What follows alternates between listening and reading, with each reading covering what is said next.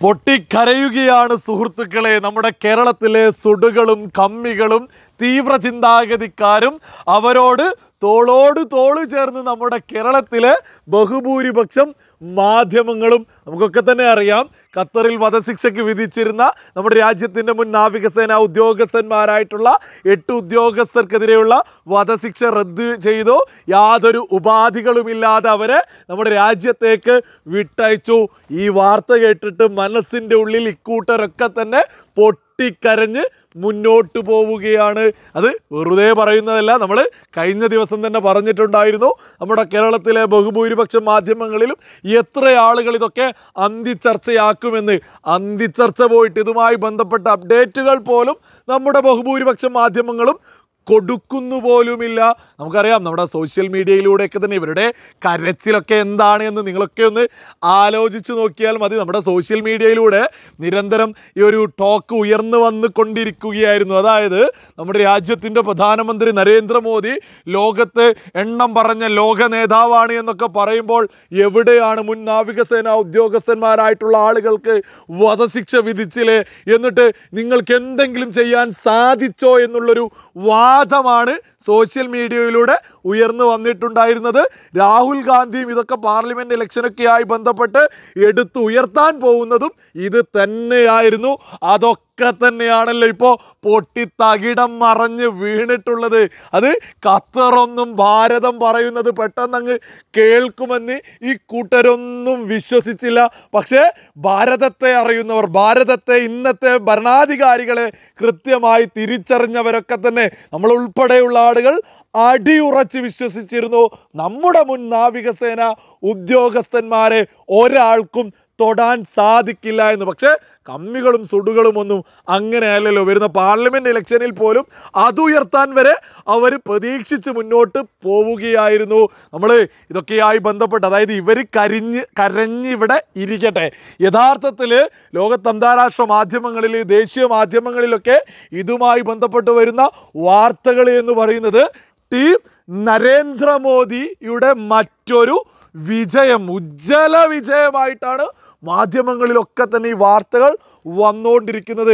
എന്നെ അത്ഭുതപ്പെടുത്തിക്കൊണ്ട് അന്താരാഷ്ട്ര മാധ്യമങ്ങളിലും ദേശീയ മാധ്യമങ്ങളിലൊക്കെ കൃത്യമായിട്ട് എഴുതിയിട്ടുണ്ട്. അതായത് നയതന്ത്ര രീതിയിൽ ജയശങ്കർ കാര്യങ്ങളുമായിട്ട് ഇപ്പോൾ ഖത്തറിലേക്ക് പറന്നിറങ്ങി അവരുമായിട്ട് സംസാരിച്ച് കാര്യങ്ങൾ മുന്നോട്ട് പോകുമ്പോൾ കൃത്യമായിട്ട് അടിവരയിട്ട് നിങ്ങൾ ഓർത്തോളൂ.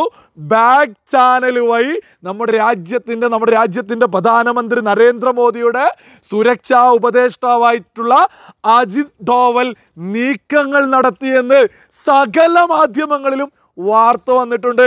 അജിത് ഡോവലിൻ്റെ ബാക്ക് ചാനൽ നീക്കങ്ങളൊക്കെ എത്രത്തോളം കൃത്യമായിരിക്കുമെന്നൊക്കെ അജിത് ഡോവലിനെയൊക്കെ ഫോളോ ചെയ്യുന്ന ആളുകൾക്ക് വളരെ കൃത്യമായിട്ട് മനസ്സിലാക്കാവുന്നതേ ഉള്ളൂ. നമുക്കൊക്കെ തന്നെ അറിയാവുന്നതാണ്, പാകിസ്ഥാനിൽ വർഷങ്ങളോളം സ്വന്തം ജീവൻ പണയം വെച്ച് നമ്മുടെ ഭാരതത്തിന് വേണ്ടിയിട്ട് മുന്നോട്ട് പോയിട്ടുള്ളൊരു വ്യക്തിയാണ് അജിത് ഡോവൽ.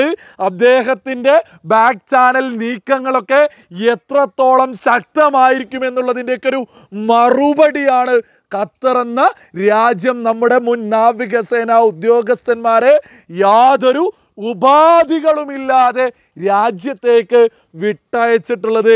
ഇതൊക്കെ നമ്മൾ മലയാളികളൊക്കെ കേൾക്കേണ്ടേ.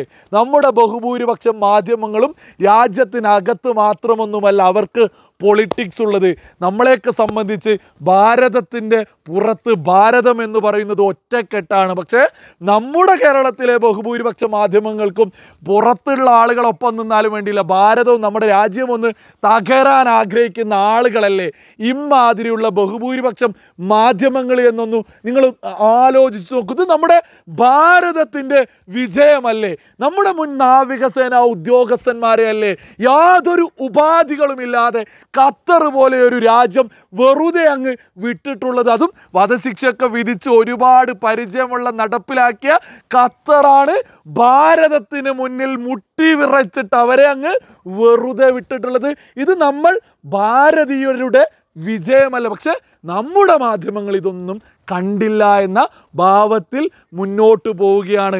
നമ്മളിത് ഇവിടെയുള്ള മലയാളികളിലേക്ക് എത്തിക്കാനുള്ള പ്രധാനപ്പെട്ട കാര്യമെന്ന് പറയുന്നത് ഇതുപോലെയുള്ള വാർത്തകൾ.